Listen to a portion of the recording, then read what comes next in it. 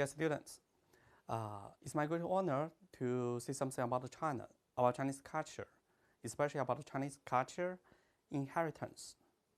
So when you think about China, what kind of impression will come to your mind? You will think about it like Confucius, Taoism, the Great Wall, Silk Route, or the tea. Yes, that's part of China. These things has become a part embodied in Chinese people. Today I'm going to have a brief introduction, a brief talk on Chinese culture inheritance. I'm today's lecturer, Chen Zongsheng, or you can call me English name, George. So, to begin with, I'll just start from the most important part for Chinese people. That's Confucius. This is from this picture. I think maybe you have seen the impression already, not just in China but also in the world from the internet. This is the man, the great thinker in China, Confucius. So Confucius' thought is a very important part for Chinese people, especially they play a key role in Chinese people's thinking. To know our Chinese people, the beginning is to know about Confucius. Now we are going to have more detailed information about Confucius. I don't know how about your Chinese level, but from here you can see from the Chinese calligraphy, we know the core concepts from Confucius. So the first one, Chinese, 子曰，学而时习之，不亦乐乎? It means that the Confucius mentioned, for studies you should always reciting, and study is a happy journey. And also another thing, 有朋自远方来，不亦乐乎? If we have friends coming from far, it's a very happy and enjoyable thing. So this is Chinese people attitude to friendship. The first one is the attitude towards study. The second one, 人不知而不愠，不亦君子乎? Which means that if people didn't know you, you do not feel angry. This is the performance or the name that we can call a gentleman. This is the value about how Chinese people identify gentlemen, identify human beings. All these things, all these thoughts or values is very common you can get from Chinese people. And all such kind of thoughts come from the beginning, our thinker, Confucius. Okay. So for Confucius, this is the common name that we give right now. But also originally in China, we call him Kongzi. We also have the given name Qiu, Kong Qiu, and Zi Zhongni with the alias Zhongni. So this is the man, the great man, who was born before the century 551. That's a long time before. Over 2,500 years ago, the great thinker of China came to the world. And he's the one who helped people to get the feeling about people, get the things about nature and the universe. He also is native of Zhouyi and from Shandong province, Lu, during the spring and autumn period. For that period, for the details, I suggest that you make a research about Chinese history. In the Chinese history, we can know that there's a long time China is experienced in the dynasty period, and Kongqiu is the one in the spring and fall and autumn period, where there are lots of kingdoms. They try to make the thoughts to accept by small kingdoms. So in that time, the civilization is very popular, and all kinds of thoughts are coexistent in that period. And Confucius is one of the shining thoughts there, and which gradually influence one generation to another generation. Right now, become a core part of Chinese people's civilization. So we know that each scholar or each school, they have the thinkers and also they have the works. For Confucius, there's also a works that's the analects, or in Chinese we named 论语.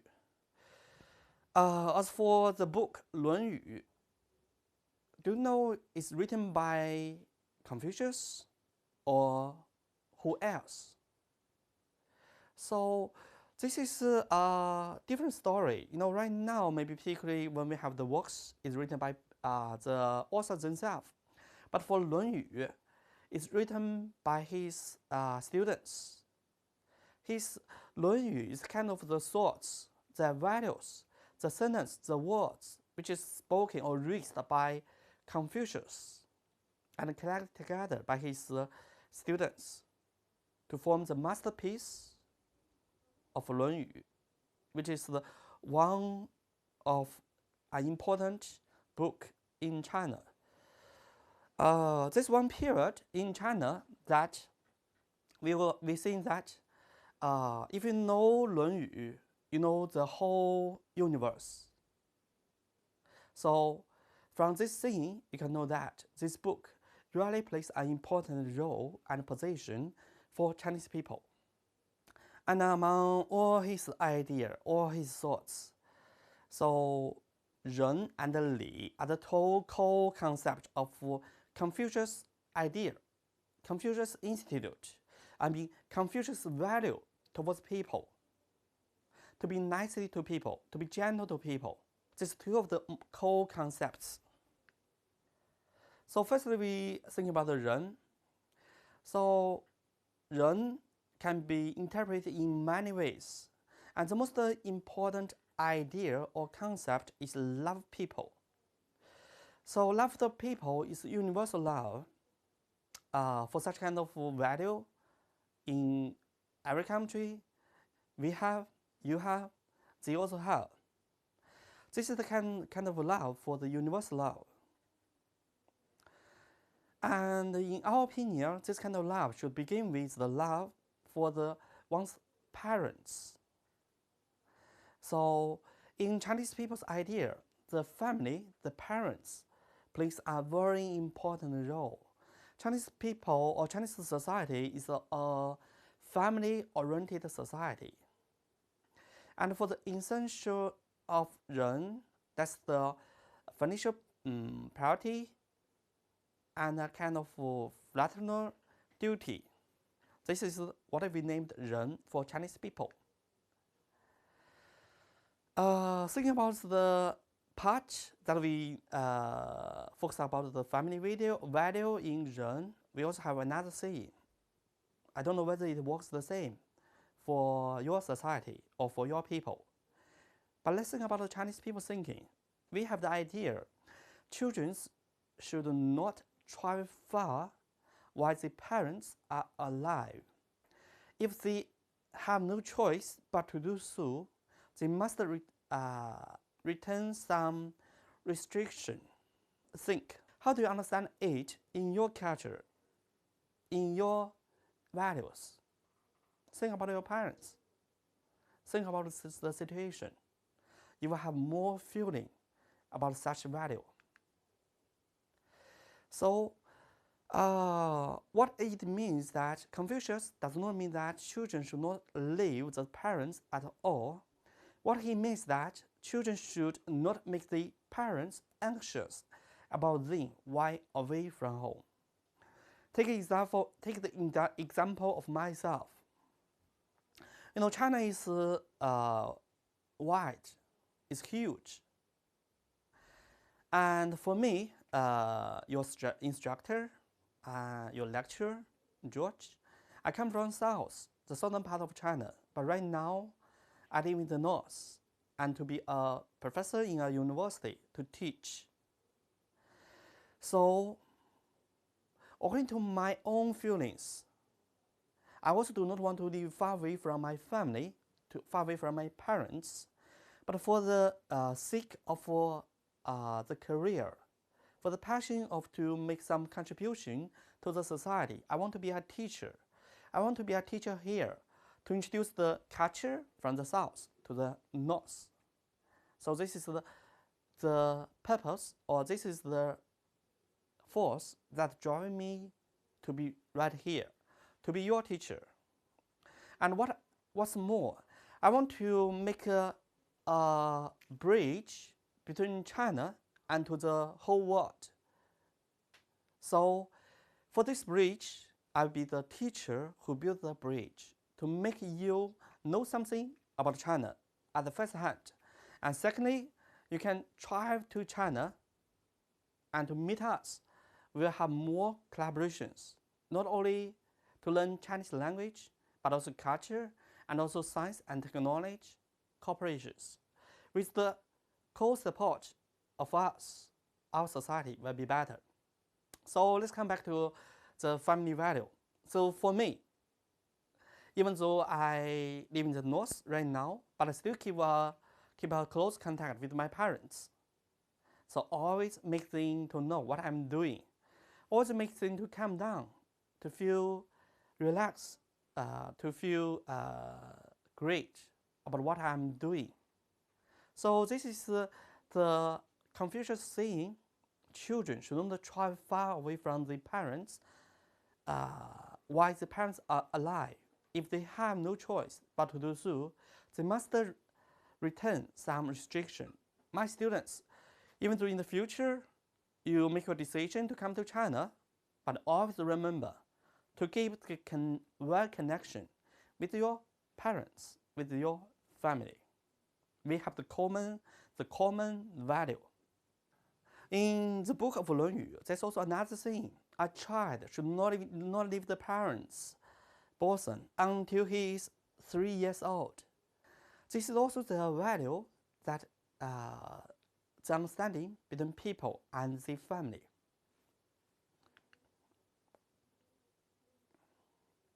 Think about that.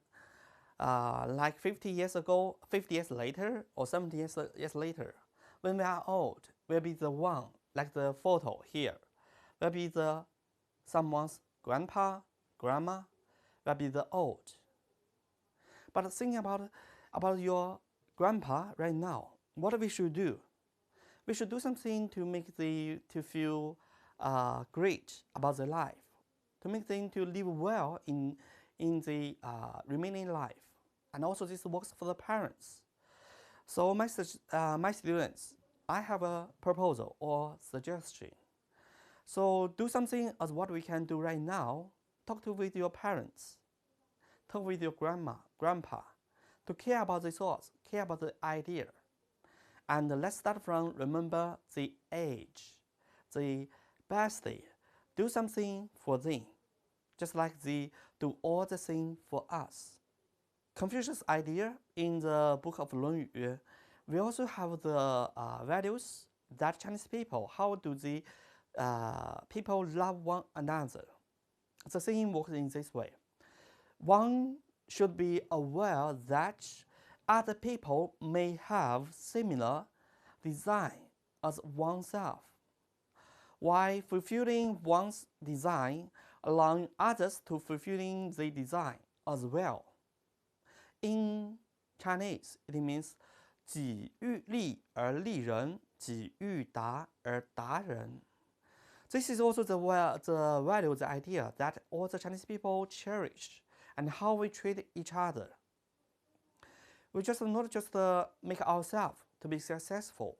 We also try to help other people, to build other people, to make them successful. Do not want other people to do.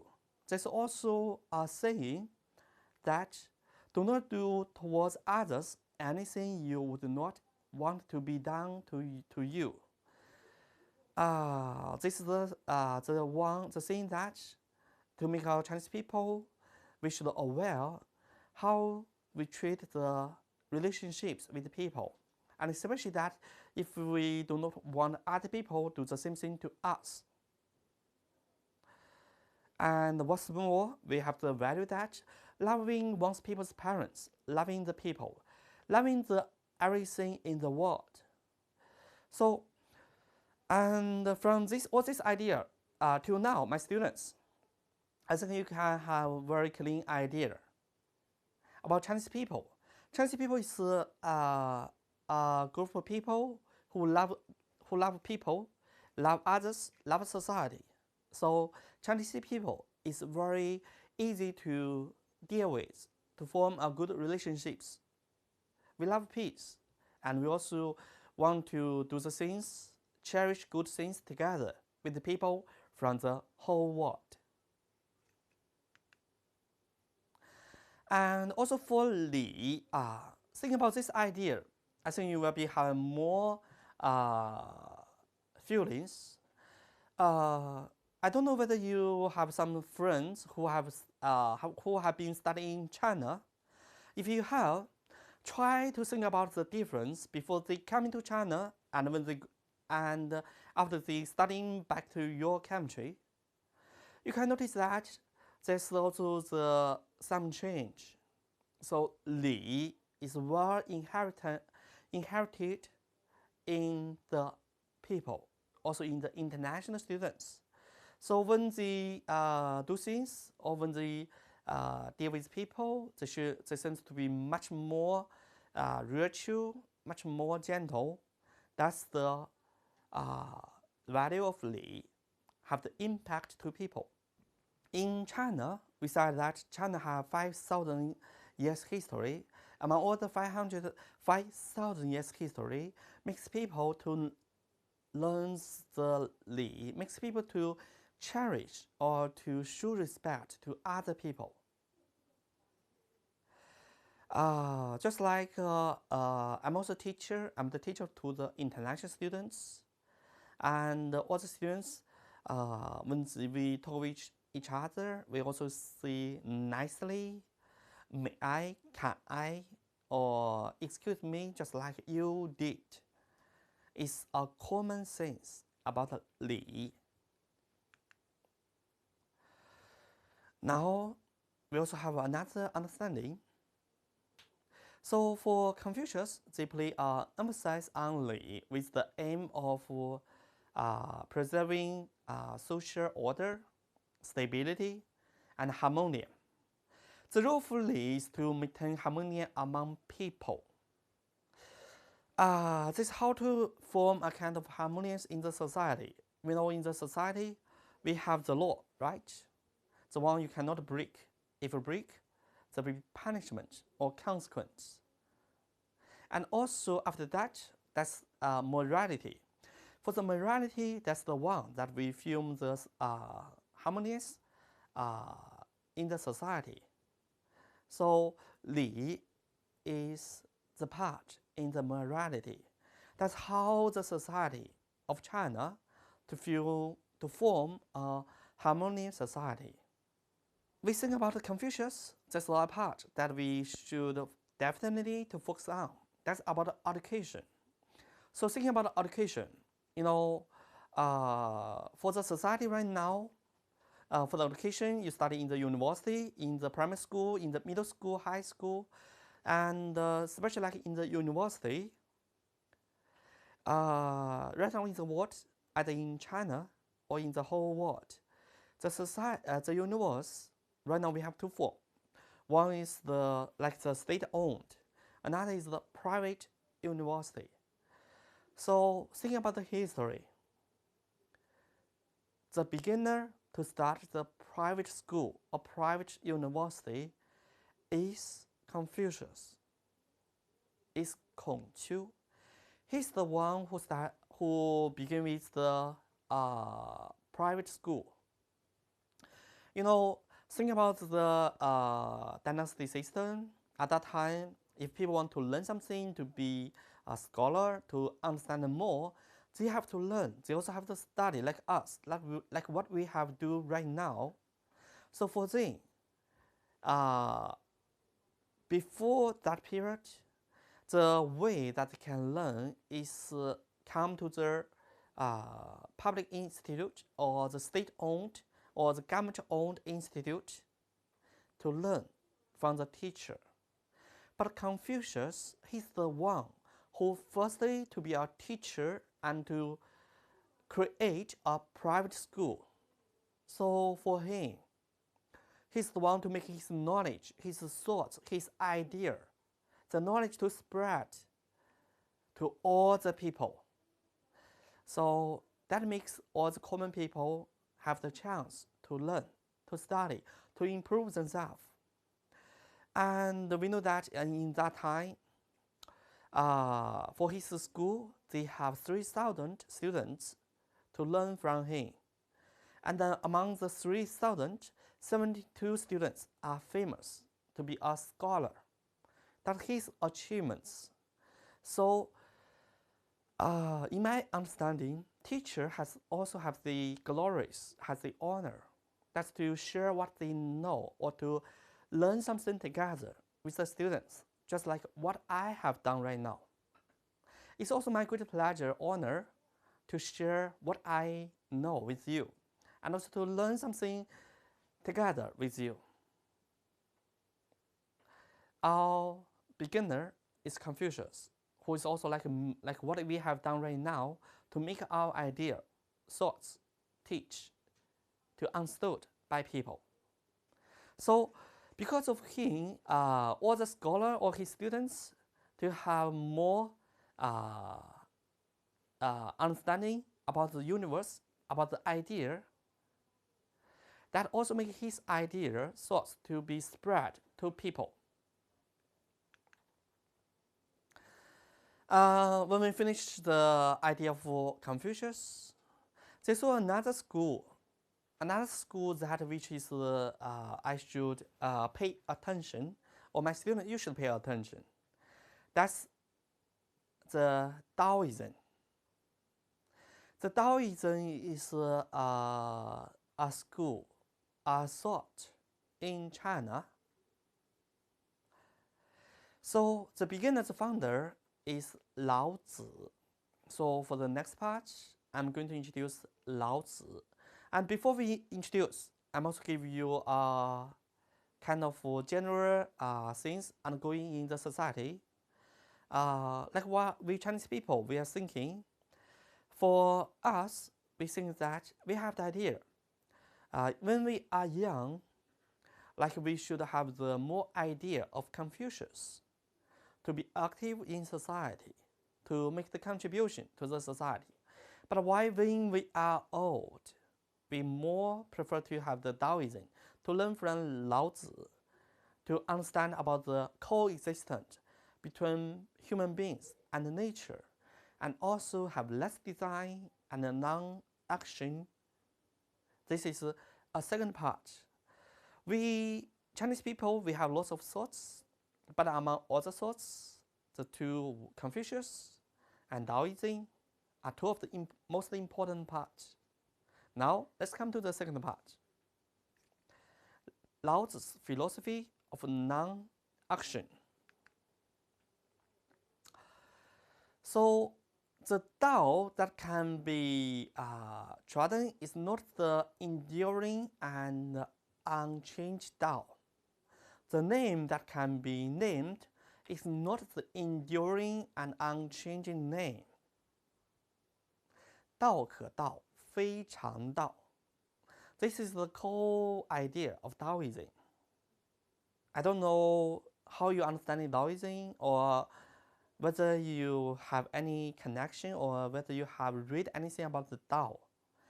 And why, in my opinion, or in my experience, I used to be a Chinese teacher in foreign country.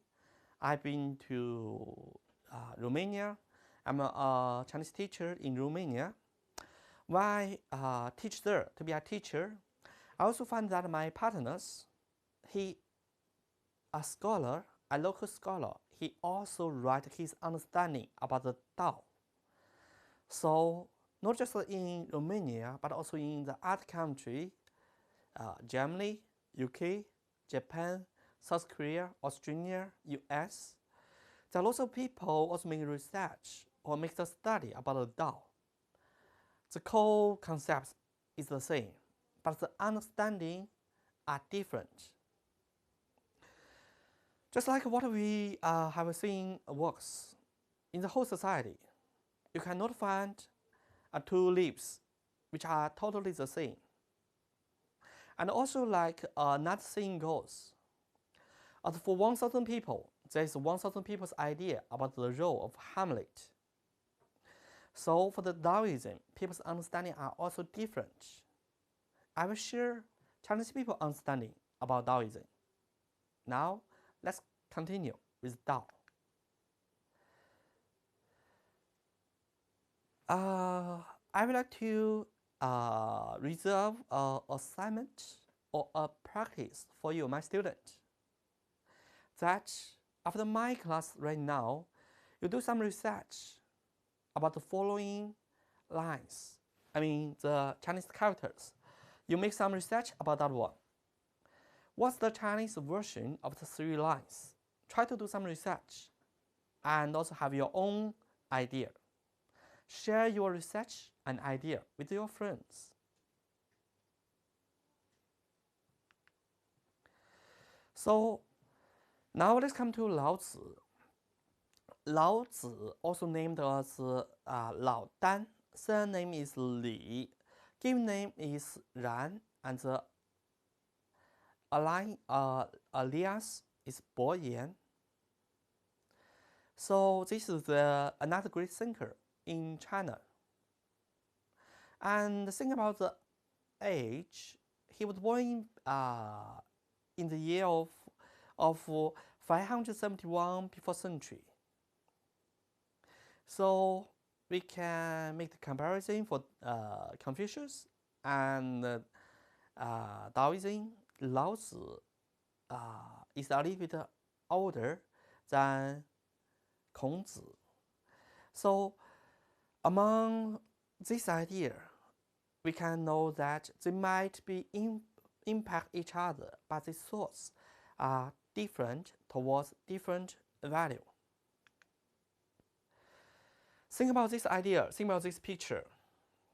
We think that Lao Tzu, he's the man of the great learning. Even Confucius said that he has traveled miles to consult him. From this kind of thing, we know that for Confucius, he used to be a student of Lao Tzu. In China, we have a value. Study is noble. There's no shame that you learn from anybody who maybe the status is lower than you. I know that different people, the value, the experience are different. So there might be some parts that he know or she know, but you do not know. So it's very common and understandable that we can learn from each other, learn from other people.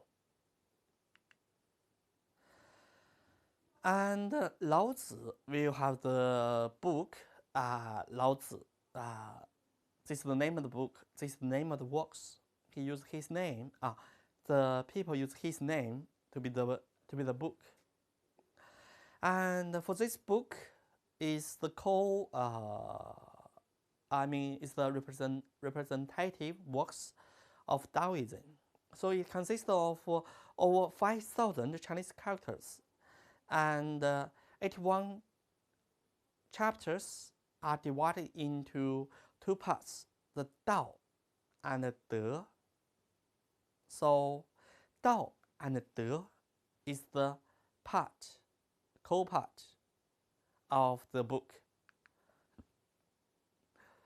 So for this picture, I think it's very you have seen this before, and This image also comes from the Lao Tzu. So for the book, Lao Tzu has played an tremendous role in the development of Chinese culture. This book has become the basis of Taoism, the school of philosophy, and also the thought for Lao Tzu formed the foundation of Taoism, the most influential indigenous school of religion in China.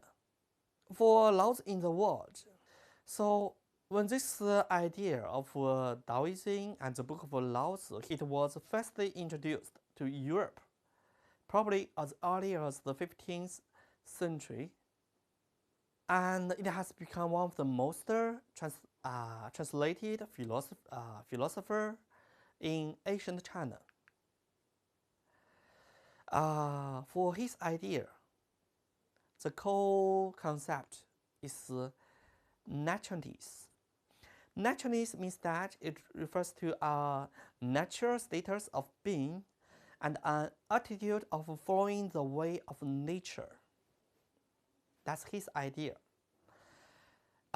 In his opinion, or in our opinion, we think that everything in the world has its own way of being and development. So the second idea, the second thing, we can also learn from other work, from other society. That means we are the common, the people who sharing the common things in the world.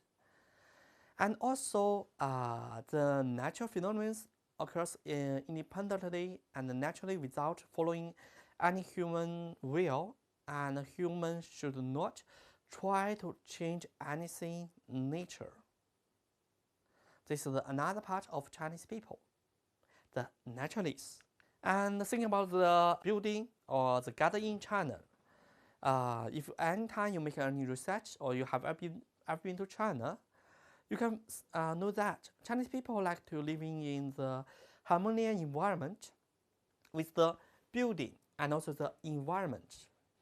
This is how Chinese people's attitude and the value towards the nature. This is also following the way of nature is the way to resolving conflicts between human beings and the world. Maybe you can also learn something from here. The attitude that between human beings and the world. So if you come to Chinese people, like some people's home, you can find this calligraphy on the wall as the motto. That's non-action, 无为而治. Non-action is the guarantee of naturalness. Think about it. Closing your eyes, have deep breaths, and think about non-action for you and the society, especially the environment and nature. You will have the feeling and to understand how Chinese people want to be the non-action between human beings and other human beings and the society. Did you get it? And we also know that for Tao and the Way, acts through non-action. How do we understand this line? We can say that by saying Tao or the Way acts through the non-action, laws does not mean that one should not do anything or passively wait for something to be achieved. Neither did he deny human creativeness. But what he means is the human enterprise should not be built on the basis of naturalness, not on any attempts to interrupt the rules of nature. Human creativeness should be in compliance with the way of nature. That follow nature, follow the way of nature to be the coexistence between human beings and nature. From here, I will also just introduce a special case that in China. For this university, Shenyang University, this is not very small, not a huge one. This is a university which has Students over 16,000 is the one located in the north, in the capital of Liaoning, the city of Shenyang. This university was built in the year of 1948, and it was built right now, originally on the farming land. If you go there, we can see in the campus there's a 10 mo rice paddy. Yes, in the university, professors and students, we grew rice. And also, we have some seats, chairs among the rice paddy to make people to think about nature, to understand the growth of rice, to understand how we harvest, we get the works, we get the grams from the rice. And what's more, when we harvest the rice, we reserve 2 fields. We didn't harvest it, but we remain it. So we have the idea that for the human beings, we have already indeed get a lot from the nature. It also should be the time that we should take some, do something return back to nature.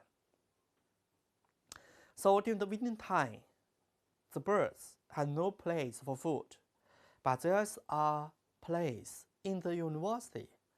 They can find the heaven, the home, the place they can survive in winter.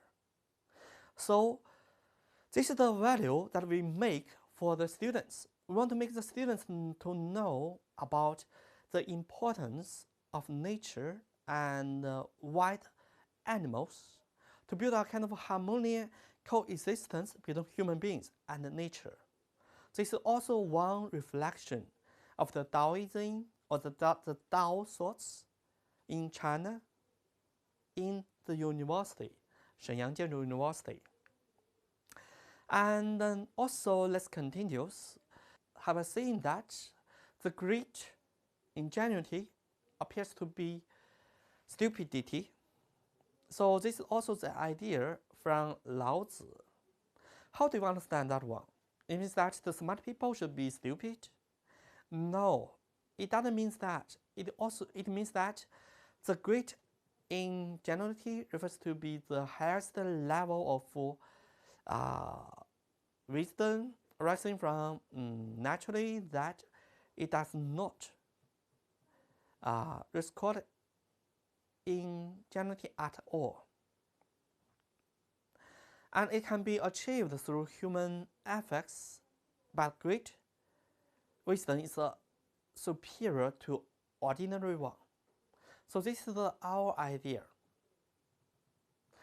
And if you learn or get more understanding of the people around you, you can also have the same thinking about it.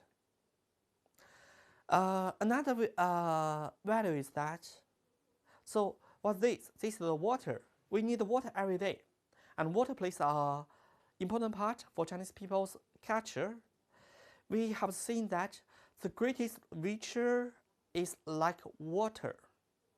So for Lao Tzu, he compared his philosophy of non-contaction to water to distinguish it from the law of judge. So from this value, it's not hard to understand why Chinese people want to be with water and why Chinese people want to live by the water. And why all the Chinese people think like that the greatest virtue is like water. This is another part which deserves our thinking.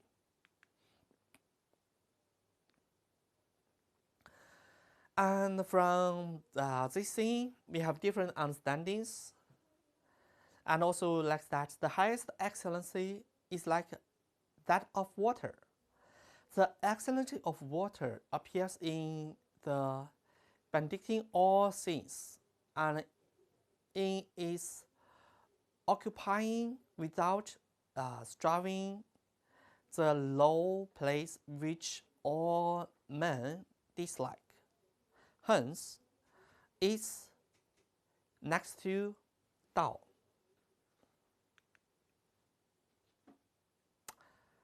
Think about like the two picture. Left one, right one. What's your impression? Maybe the two picture give you two totally different impression.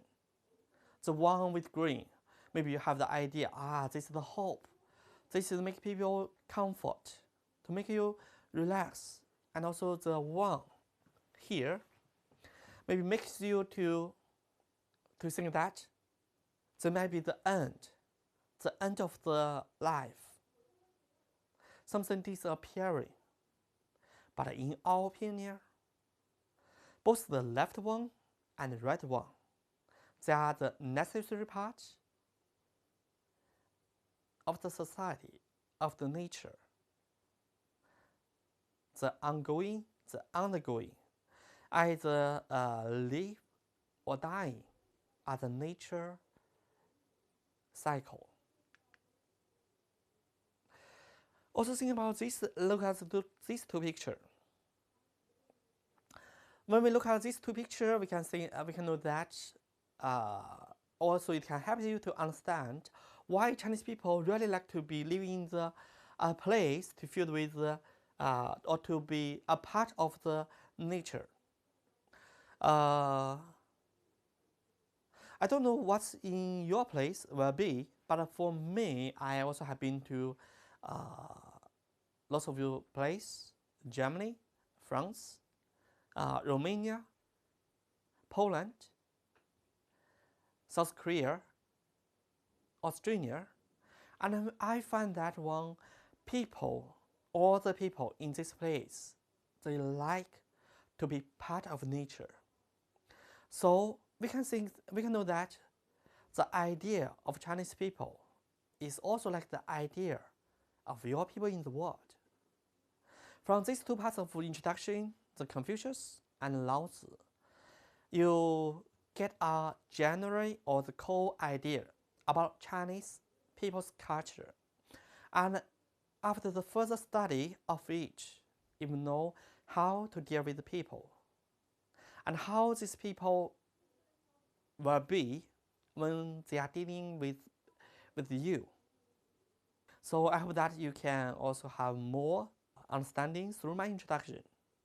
And let's continue with the window that helps you to understand about Chinese people and Chinese people culture. So this part is the eco-awareness of the traditional Chinese culture. Chinese people, like the second one, Taoism, will be the naturalness, to follow the way of nature. That makes people like to build a coexistence and awareness about the society and also about the culture. Let's see the first one. Originally here is a video to showing the natural scenes between human beings and also the between the animals and also the environment. So let's see that the eco-ethics and eco-philosophy. The main idea of eco-ethics and eco-philosophy is to replace the human centeredness with eco-holism. So it holds that all the living things in the earth is biosphere are entitled to equal rights similar to those of human beings. How do you think about it? We have this idea. I also find that most of you have the same idea, or the right to survive and development. Now let's see the two pictures here. When we examine the traditional Chinese culture, we can also find that the ancient times also have a strong connection with the eco-conservativeness. That's all one is eco-ethicals and eco-philosophy. This is the one, farmer working in the nature to make himself to be part of nature. The one, I don't know whether you like fishing, he's also making himself to be part of the nature. So this is also Chinese people another attitude and value. Let's give more idea. The traditional Chinese philosophy is a philosophy of life. Yes, we focus about life, like what we mentioned about Confucius. We say that heaven is the source of all living things. How about the other one? The changes, 易经. 易经 in this book, it means that the continuous of creation of life is change. They try to help people understand about life. And also there are many prominent Confucius scholars of the Song Dynasty. They also raised the idea about life, like the first one. This is a scholar in Song Dynasty, Zhou Dunyi. For his idea, he mentioned that heaven creates life through yang and nature life through yin. In Chinese, we name the 天以阳生万物，以阴成万物. So this is the understanding about the nature and also the life from two sides. Let's see another one. 诚宜, the nature of life is love. This also represents lots of people's thinking about that. Third one. 张衡渠, all people in the world are my brothers, and all beings in the world are my companies. 民无同胞，物无余也. So, for his idea, it's also universe. Think about your value. Think about your culture. You always said like brotherhood, and also I also find that this is also the common things for the people. I teach many students, and many students from different countries. For example, like Asia, we have students from South Korea, the Vietnam. When they treat with the classmates, they helping each other. And also, when I met with my students from Africa, I noticed that's a common thing, or a thing that they did nearly everywhere. When the students come to the class, they say hi to the teacher, and then they come to the classmates. They use the fists to touch each other. This is also a connection, right? And also like the students from Europe, America, we know what there's a saying, the brotherhood. This is also like our Chinese people idea. Like what we mentioned is also the same in the universe. All people in the world are my brothers. All beings in the world are my companies. What's your feeling? What's your impression, understanding about it? The word is the same. Let's see another one. 诚好. Those with love and regarding themselves as the same as other lovely things in the world. 仁者以天地万物为一体. So, after the introduction about the scholars like this one, it can help you to build the understanding of the way of our thinking, the philosophy of life. Like Zheng Banqiao, in his idea, I love all living things in the world, be it an ant or an insect. This was the way of heaven, and that nature, human beings should understand heaven's will.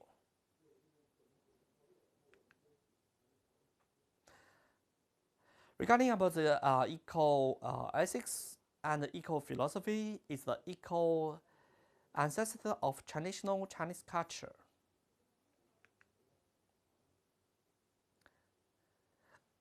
The eco-awareness between living and life and nature. This is something that we should pay special attention to. We think that ancient Chinese people, ancient Chinese thinker, regarding nature with human beings included in it. As the world of life, all living things in the world have their own life and state of being. Even the small insects or ants, they are part of human beings. They are also part of nature. This picture, a famous one, drawn by Qi Baishi. So, when traveling the world to be a teacher, to teach language, culture, and also some of my own field, management. And this part that I will do some teaching about painting, for Chinese painting. This streams is a thing that you might draw, other people might draw, but why people want to draw this one? Because this is the part of nature. This is also the reflection about our attitude towards nature. With life, and especially like this one. I hope that if you can make a research about Chinese the famous painting, the one which is famous, typically that the people become a small part among the nature. So in our opinion, we think that nature is huge, is the world, and while human beings, we're just a small part of it. We should build a co-existence between nature and be part of it. This is our idea. Let's think more. It's about Chinese part of writing, calligraphy. I know that most of you have done this in your place or in your country or in your school. Yes, writing Chinese character. And also, when my students trying to learn Chinese or the culture, especially learn Chinese, they find that, okay, for the pronunciation, it's not so difficult. That from the initial combined with the final and out the tongue, we have the pronunciation. It can help you to read, to speak easily. But for written, wow, some students might say there could be a problem for written. But also let's think, this is a kind of art, right? So the calligraphy, like the people write different ways. For the calligraphy, it can help you to build your understanding with one culture. If you like, we know that if you want to know people, a nation or a country, you should know the language, the people, and also the calligraphy. That's what we have. So come to China, and I can also be the one who teach you about it. For the calligraphy, who is this man? Beckham, a famous football player. Even his body, he's also written Chinese. So the Chinese character has already been very common in lots of places. This is a way for communicate, to understand each other. Each culture we have a beginner, and how do Chinese people create the calligraphy, create the word? There might be different things. But also we think that in our idea, Chinese characters were invented by Cangjie, which was in the legend of Yellow Emperor. He's the one who created the word. How do we Chinese people create the word? And how do we write? What's this one? This is the bone. Think about the history of people. Long time ago. Right now we have the paper. We have the intelligent smart room for teaching, computer to write. But at the very beginning, we don't have it. We even don't have paper.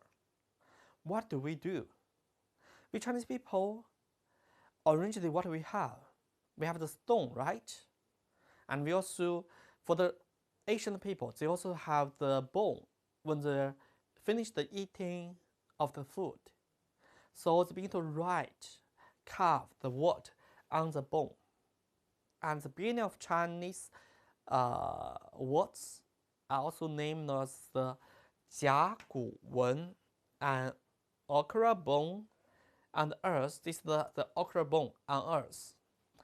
And after that one, as time goes by, the words can write on the bones, the metal, the bamboo, the silk, and then the paper.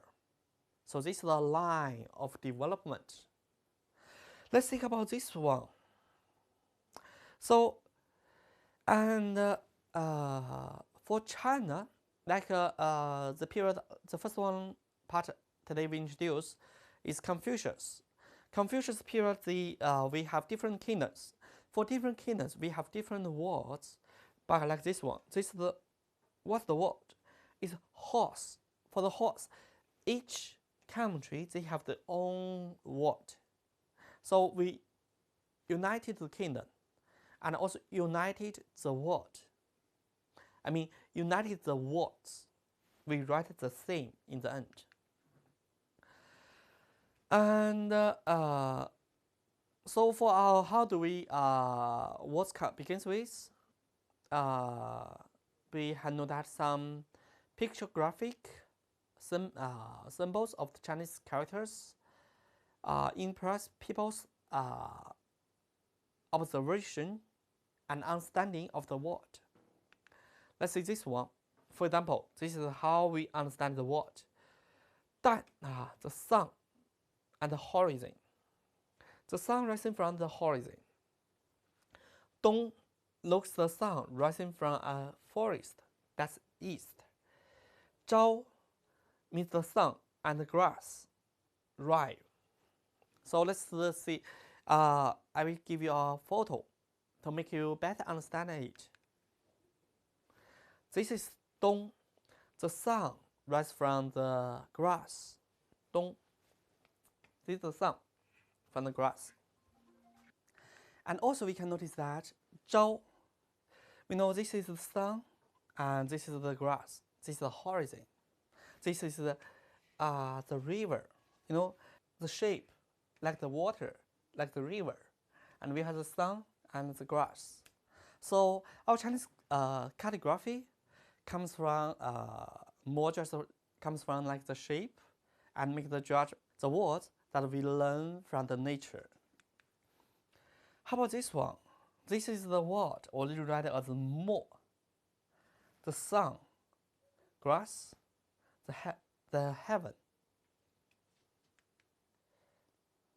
And for this word, mean we have the sun and the moon together to make the lights. All the people want to be beautiful, and for the li, which means beautiful, originally like you see, this is the deer, two deer together. People think, this looks good, and also come from the shape. So for the Chinese calligraphy, like what I mentioned, we start from the bow, right? The word written from the bow. And after that, the words written on the metal. And then we have the words written from the silk, the bamboo, and on the paper. And gradually our words, there's a kind of changing and different form different type and build a common thing. That's Chinese calligraphy.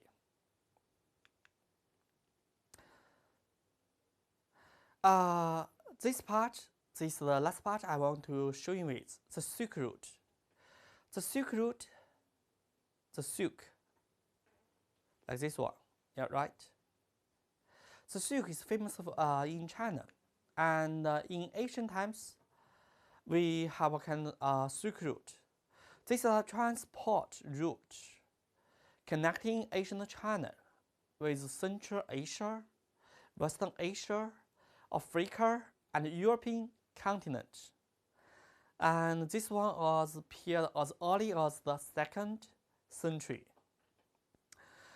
The word Silk Road was firstly noted or written by a German geographer, Ferdinand von Richthofen.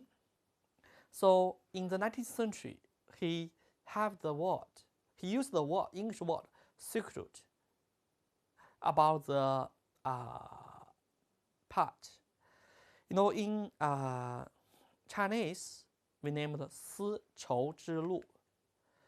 So this route, Silk Route, begins in Chang'an and also passing through Gansu and Xinjiang to Central Asia, Western Africa, and also the lands by the Mediterranean. This is the map in ancient times. The Silk Route comes from China here. It covers a very long period. And how do we understand, or what's the significance of the Silk Route? The Silk Route was founded, function is not always a trading route. Yes, it's a trading route. We took the silk, the tea leaves, and the things from China with the things from the Western country. And this is like a way to build the business trading. But what's more? So it also helps promote the exchange between science and technology between East and West.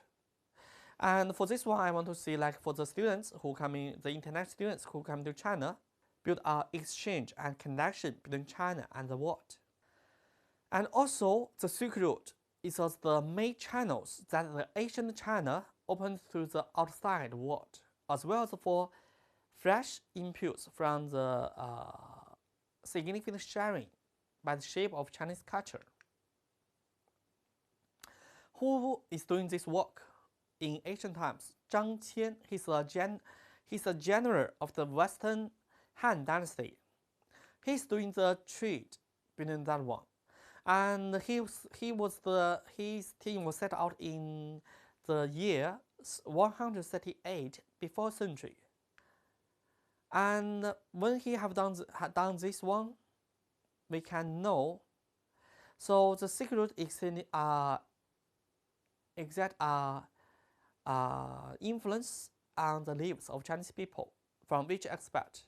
First of all, we know that Chinese culture and technology such as paper making and printing were introduced to the country, to the West. And also China also absorbed many elements from the arts, philosophy, and religions of many other countries. This is also a change, like the goods, the business change, but also the exchange between nature and the change of culture and technology. So by that century, China exported hard, already realized there were rich countries, and also China goods and artworks, and different people beyond the Western religions. This appeals great interest in the Western among Asian Chinese people. So the Great War. For the Great War, is the one that I hope my students, you can come to China to see the Great War. In our saying, we say that for the human beings, the one who have not been to the Great War can never be named as a brave man. So this is our identification of the Great War. So the Great War is located on the north part of China, on the top of the mountains. For the Great War, we know that in the world, we also have lots of great works. The Petra, the Great Radomir, the Machu Picchu, the Christian Itaza, the Roman Colosseum, and Taj Mahal. That's great works from human beings. And also, we know that for the Great War, there are more than 2,000 years from the 7th century BC to the 16th century AD, 19th dynasty built parts of the Great War. And altogether, it's over 100,000 kilometers, the longest war in the world. So why Great War means is important in China, in the world? One thing is the scale, the span of construction, and the great quality of labor, and the degree of difficulty. In the whole world, we have different design, different human works. So I want to say that in China, we have Great War. In your country, you have your great work. So I hope that there could be always a bridge, exchange among China and the world. From the field of thoughts, from the field of building, from the field of the places of interests, the food, the knowledge, the culture, to everything. In the whole world, right now, the communication and exchange is become more and more frequent. And I hope that my students, you can find your time to come to China. I hope that I can be your teacher at that time to learn the things together with you. And also, for my career or for my intention, I also want to be a teacher, trying to your place to teach you, not to teach you, to be a teacher, to express, to share the knowledge together. I hope that we can not just like teacher and students, just like friends. It's also like I hope that Chinese people could be friends with your people. And what's more, I hope that China could be a friend to your country. Friendship and love and win-win results is the common thing that we cherish.